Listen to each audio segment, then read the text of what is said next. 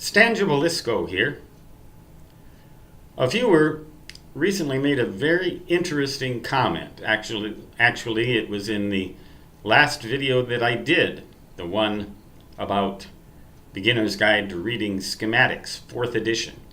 It was basically intended as a kind of a promotional video, but it asked viewers for comments or suggestions as to what they would like to see in a 5th edition, if such an edition is ever published. And there's no guarantee in the publishing world that such a thing will happen. But this viewer said, "Stan, that is Osborning."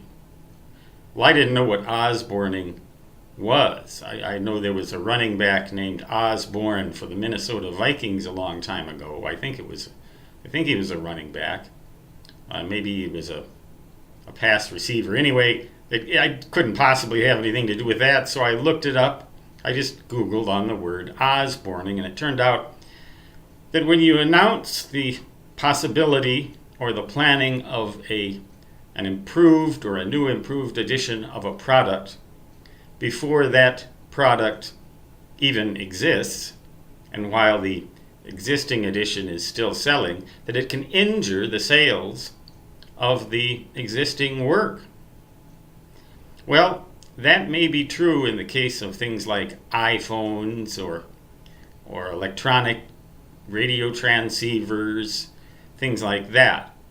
If I have an IC746 Pro, for example, and I hear, or if I'm planning on buying one, and then I hear that very shortly there's going to be an IC746 Pro A, and it's going to be better than the IC746 that I was planning to buy, maybe I'll refrain from buying that IC746 and wait until the new product comes out.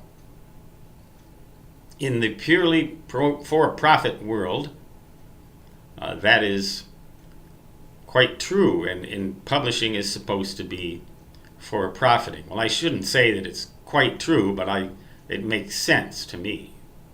So for me to insinuate that I might produce a 5th edition of that book might seem on the surface to injure the sales of the existing work. But it's more complicated than that in the relation between YouTube videos that I do and the books that I write for, supposedly for profit. That's one of the motives. If I didn't make any money doing it, I don't know if I'd do it. But money is not the only motive behind my writing. And it shouldn't be, I don't think, the motive for any writer, the sole motive. If that's all a writer would write for, we'd get a bunch of junk out there, just stuff that people want to look at. A whole lot of porn and things like that are already slanted towards the idea of getting a lot of hits or a lot of viewers or a lot of readers. And that's, of course, very nice. But it doesn't directly operate quite that simply in this case. What I'm doing here, or what I'm intending to do, is call attention to the existence of this book in the first place. I'm not guaranteeing that another edition will come out, and if it does, I think I said that it'd be several years before it did.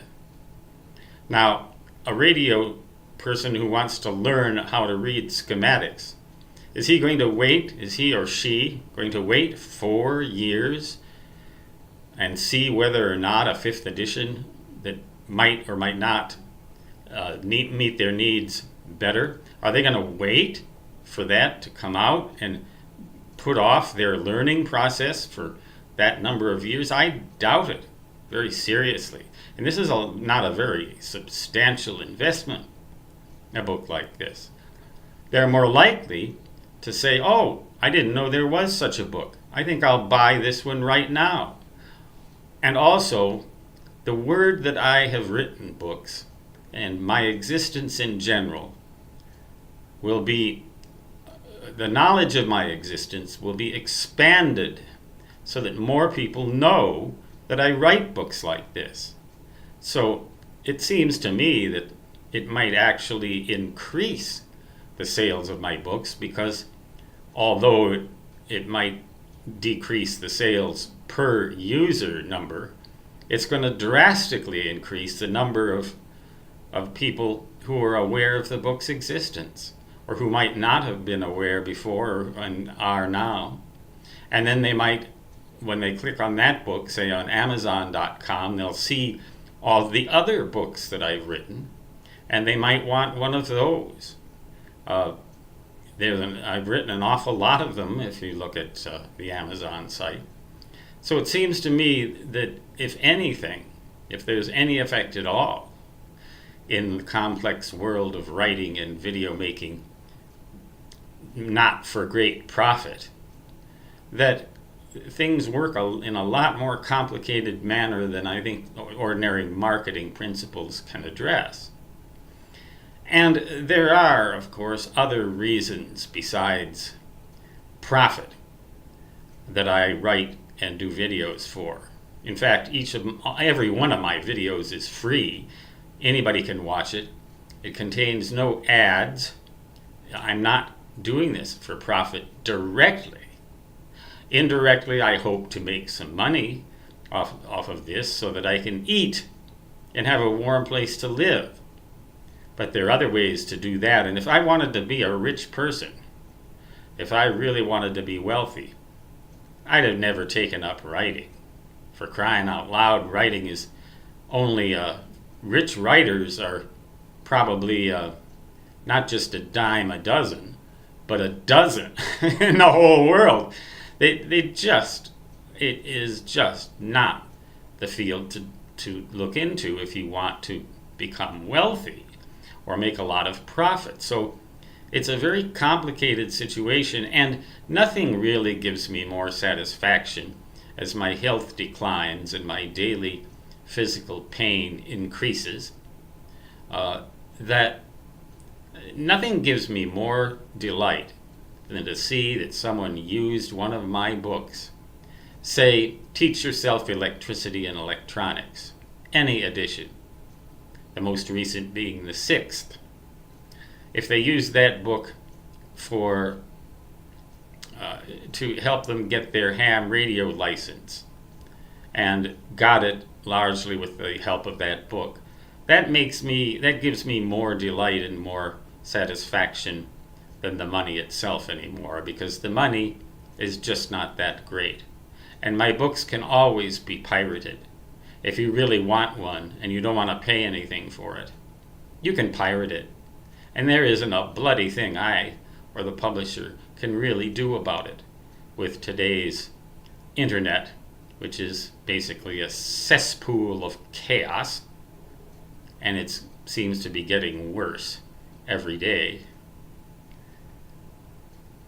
I really don't know what to tell you other than that, especially if you're an aspiring writer or an aspiring electronics hobbyist, shortwave radio listener, electronics guru, radio ham, anything like that, even broadcast engineer.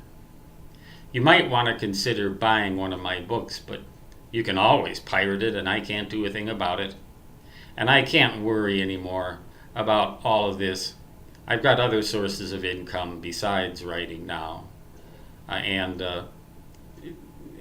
think that the net result of that particular video will be to increase the overall revenue that comes to McGraw-Hill and thence eventually to me. Not harm the sales, but improve the sales. But I'm no marketing expert, and I don't think that anybody who claims to be one necessarily is. So I don't know.